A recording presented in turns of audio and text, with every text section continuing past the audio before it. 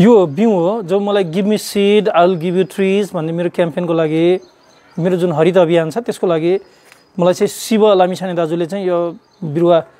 जुन मसँगै बिरुवा लिनुभएको थियो रुख भयो हैन बिउ भयो र बिउ पठाइदिनु भएको छ मलाई यसरी मेरो give me seed I will give you trees क्याम्पेनका लागि यसरी जसले बिरुवाहरू लिनु भएको छ उहाँहरूले बिउ पनि पठाइदिनुहुन्छ अनि कतिपयले विभिन्न जातिका बिउहरू पठाउनुहुन्छ मैले ती बिउहरूलाई यहाँ लगाएको छु मैले एकछिनमा हजुरहरूलाई देखाउने छु यो चाहिँ शीतल चिनीको बिउ हो अब मेरो नयाँ बिरुवाहरू तयार गर्नका लागि चाहिँ यो बिउहरू तयार भएका छन् यो चाहिँ तपाईहरुले दिएको बिउहरू हो हैन तपाईहरुले दिएको यो निमको बिउ बनाएको छु यो चाहिँ शीतल चिनी भइहाल्यो यो बर भयो यो पिपल भयो हैन अनि त्यसपछि गएर चाहिँ तपाईहरुले दिएको अम्बाका बिरुवाहरू पनि छन् मसँग यो कागतीको बिरुवाहरू पनि छ हैन यो अर्जुनको छाल भनेर एकदमै व्यापक चलेको छ त्यो छ यो कल्की फूल जुन हामीले चाहिँ बोटल ब्रश पनि भन्छौं त्यो छ गुलमोहर छ हैन यसरी यो विभिन्न बिउहरू तपाईहरुले नै दिएको है यो मैले कोही आफूले चाहिँ यो बनाएको होइन तपाईहरुले दिएको बिउलाई पोली ब्यागमा हालेर बिरुवा तयार गरेको छु उतातिर शीतल चिनी जुन 12 मासे वाला शीतल चिनी पनि छ उतापट्टि यसरी यो बिरुवाहरू यो तपाईहरुकै उपहारका लागि मैले चाहिँ यो लगभग हजारौं बिरुवाहरू छ यहाँ एक घर एक बिरुवा अनिवार्य हुनुपर्छ भन्ने मेरो अभियान हो त्यसको लागि चाहिँ बिरुवाहरू तयार गरेको छु बिरुवाहरू लिन सक्नुहुन्छ यो 12 मासे यो कलिलो फल पनि छ त्यहाँ उ माथि छिप्पेको छ हैन अनि त्यो फूल पनि फुलेको छ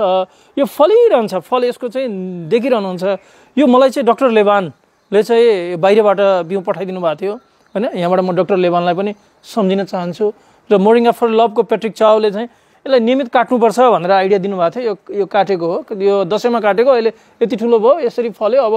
चाहिँ कोही छिप्पेको छ कोही कलिलो छ कोही फुलेको छ यो हेर्दाखेरि चाहिँ यसले चाहिँ यो कस्तो राम्रो पनि देखिने हैन र चाहिँ यो घरमा एउटा घरमा चाहिँ यो रुख अनिवार्य यो कलिलो टिपेर खान बन्यो छिप्पेकोलाई चाहिँ सुप बनाएर खान सकियो पात नियमित सेवन गर्न सकियो एउटा रुख सानो ठाउँमा भयो भने हामीलाई पर्याप्त हुन्छ घरको पारिवारिक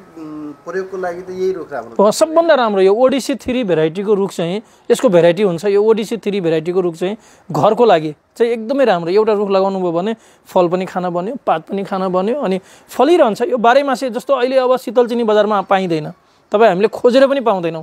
तर मसँग त यो मज्जाले फलेको छ अझ यो अब अहिले मानौ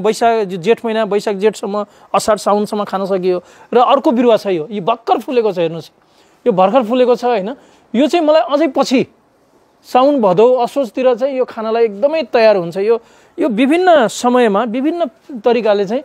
यो चाहिँ हुने गर्छ र घरमा वर्षमा एकचोटी फल्ने पनि छ मसँग हैन त्यो वर्षमा एकचोटी मात्र फल्छ तर यो चाहिँ 12 मासे फलिरहन्छ त्यसैले घरमा यो ओडिसी 3 भेराइटीको बिरुवा चाहिँ लगाउन अनिवार्य मैले यो बिउहरू राखेको छु तपाईहरुलाई यसकै बिरुवाहरू बाँड्ने छु मैले कति धेरै बिरुवाहरू यो बिउको पनि लाखौं बिरुवाहरू चाहिँ उपलब्ध गराइसकेको छु ठाउँमा यो चाहिँ लागेको छ नेपालभरि र अब यो अहिले पनि यो बिउहरू तयार गरेको छु आफूले खाएको छैन र कलिलोहरू खान्छु छिप्पेकोहरू चाहिँ एक लट चाहिँ मैले बिउको लागि राखिदिएको छु